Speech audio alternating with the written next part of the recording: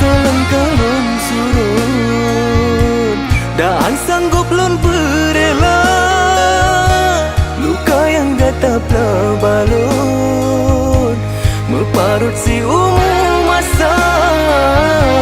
dino sanghana le ada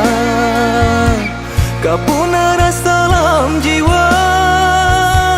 luka yang hana mendadak ternyata lebih menyiksa ana lun sangka gata